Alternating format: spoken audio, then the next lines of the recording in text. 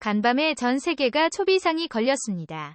지난밤 이뤄졌던 바이든과 푸틴의 62분간 전화 단판에서 아무런 소득이 없었던 것으로 전해진 가운데 미국의 맥스 테크놀로지가 공개한 위성 사진 한 장 바로 크림 반도 옥티아 브로스크의 비행장에서 러시아군이 엄청난 규모의 막사와 장비를 들여놓은 것이 포착됐습니다. 러시아가 2014년 병합한 우크라이나 남쪽 크림반도와 우크라이나 북쪽과 국경을 맞댄 벨라루스를 포함한 우크라이나 주변 여러 지역에 러시아군 병력과 장비가 새로 배치된 것이 포착됐습니다.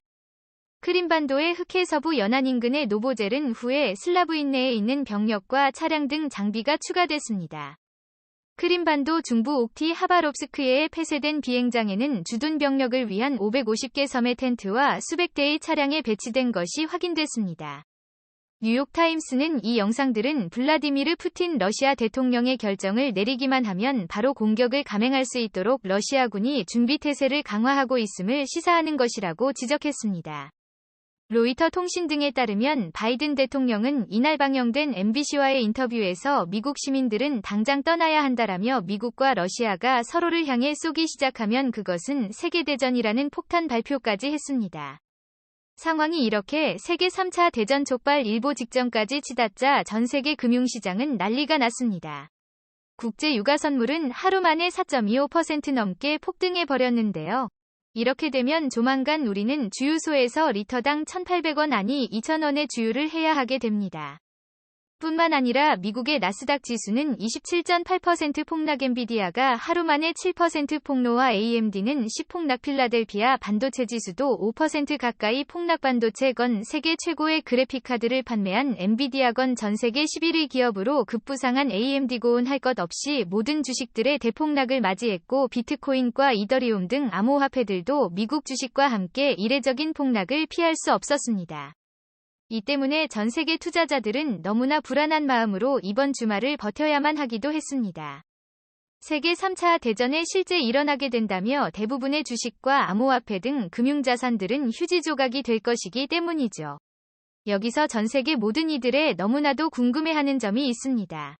러시아와 미국이 싸우게 되면 무조건 미국이 이길 텐데 도대체 왜 러시아는 이렇게 무모한 일을 벌이고 있는지 말이죠. 이유는 두 가지입니다. 첫 번째는 바로 푸틴과 러시아 국민을 우크라이나를 다른 나라로 보지 않고 있습니다. 마치 중국의 홍콩을 다른 나라로 보지 않아 무력으로 통일시켜 버린 것과 같은 맥락인 것이죠. 사적으로나 문화적으로나 한몸이란 시각을 가지고 있습니다. 그리고 두 번째 이유는 바로 미국을 포함한 서방국이 러시아가 같은 뿌리라 생각하는 우크라이나를 미국이 이끄는 나토에 가입시켜 우크라이나를 러시아 공격의 교두보로 삼으려고 하고 있다고 믿고 있습니다. 이 때문에 러시아 입장에서는 우크라이나를 미리 러시아가 차지하지 못하면 결국에는 러시아도 소련처럼 붕괴하고 말 것이라 확신하고 있습니다. 이 때문에 무모한 줄 알면서도 러시아가 이렇게 위험한 일을 벌이고 있는데요. 자, 그런데 최근 이보다 더 충격적인 소식이 전해졌습니다.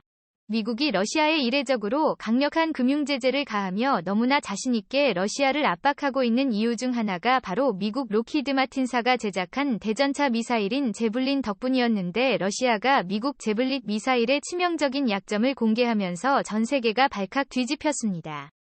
러시아는 미국이 이렇게 치명적인 약점을 가지고 있는 무기를 사용하면 러시아가 승산이 있다고 생각이 바뀐 것이고 그렇게 되면 우리가 우려하는 제3차 세계대전이 발생할 가능성도 점점 올라갈 수 있다는 것입니다.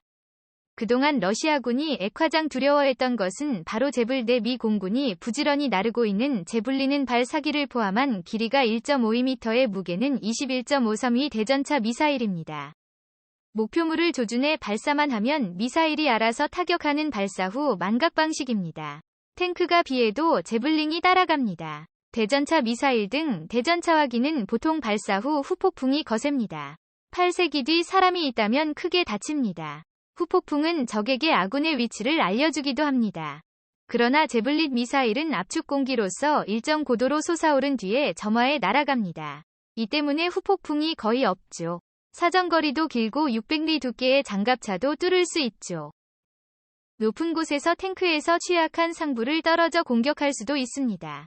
그런데 바로 러시아가 밝힌 치명적인 단점은 바로 조준 시간이 무려 30초.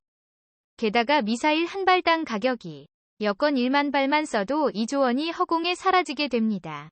GDP가 170조 원이 겨우 넘는 우크라이나는 절대로 감당할 수 없는 가격이고 미국도 아무런 대가 없이 우크라이나에 무한정 지원해주기에는 너무나 비싸입니다.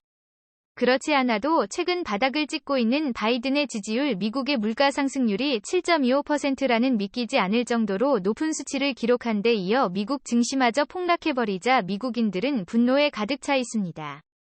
이렇게 최악으로 치닫는 상황 속에서 한 바르리 여권이 날아가는 미사일을 수십만 대의 우크라이나에 무상 지원해줄 경우 바이든 대통령의 정치 생명은 한순간에 끝나버릴 수도 있습니다.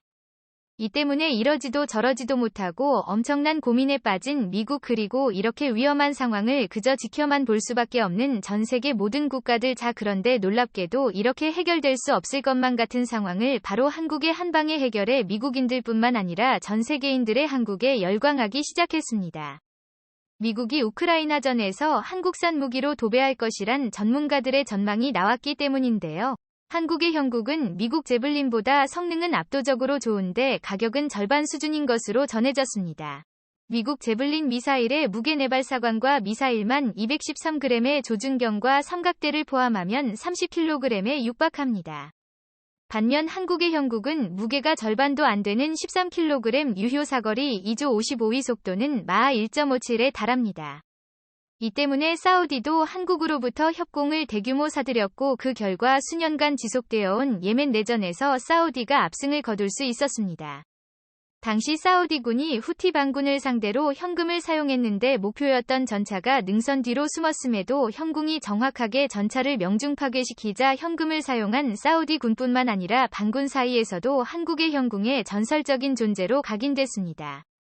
익명을 요구한 한 국방부 관계자는 한겨레 20일과 인터뷰에서 사우디군이 예멘 반군을 향해 현궁을 쏘는 장면이 담긴 영상이 있다는 것을 알고 현궁이 맞다라며 우리가 사우디에 현금을 수출했지만 어떤 방식으로 쓰는지는 모른다고 했습니다. 이 관계자는 중동에서 현은 훌륭한 무기로 평가받고 있다라며 사우디가 현금을 사용하는 영상을 본 유예희가 자신들도 현금을 사고 싶다고 문의할 정도라고 전했습니다.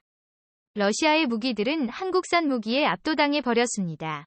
지난 수십 년 동안 러시아 무기만 사들였던 인도가 기관포와 미사일을 갖춘 지대공 무기 사업에 러시아 대신 한국의 하나디펜스가 만든 무기를 선택해 러시아에 엄청난 충격을 주었는데요.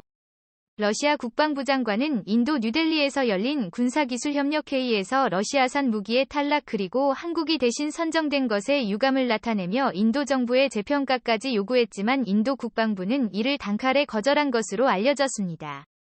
스웨덴도 러시아산 무기에 대해 깎아내렸습니다. 최근 스웨덴 국방연구기구 FOI는 러시아가 발트해 지역에 배치한 X-400 지대공 미사일 대판 적금 지역 거부 전력이 실제보다 과장되었다면서 거품이 꺼졌다는 제목으로 보고서를 내 러시아를 충격에 빠뜨렸습니다. 그리고 무엇보다 현재 전 세계의 싱크탱크들이 발표한 충격적인 내용에는 한국산 천궁2가 우크라이나에 배치되면 러시아는 아무것도 못하고 순식간에 초토화될 것이다 등이 포함되어 있습니다. 천궁2는 탄도미사일 요격 기능까지 갖춘 한국형 미사일 방어체계로 탄도미사일과 항공기에 대한 요격 시험을 한결과 표적에 모두 명중했고 발사대 하나당 7발의 요격미사일을 실을 수 있기 때문에 러시아의 장갑차와 탱크, 심지어 전투기까지 한 번에 무력화시킬 것이란 전망이 나왔습니다. 한국에서 4조 원이 넘는 역사상 최대 규모의 한국산 천궁을 구매하겠다고 발표한 아랍에미리트는 이렇게 한국의 천궁 사진을 대대적으로 공개하며 4조 원을 한국에 지급했다고 밝혔습니다. 아랍에미리트를 포함해 지금까지 중동 국가들은 단 한 번도 구체적인 무기 구매 계약을 밝힌 적이 없는데 이번에 역사상 최초로 이렇게 한 국산 무기를 대규모로 사들이며 공개한 것에 대해 이렇게 말했습니다. 이미 전세계 최고의 중장거리 지대공 미사일로 평가받는 한국산 천궁을 가지고 있다고 홍보하는 것만으로도 아무도 우리를 건드리지 못하게 만든다. 오늘도 감사합니다. 최고로 멋진 하루 보내시길 바랄게요.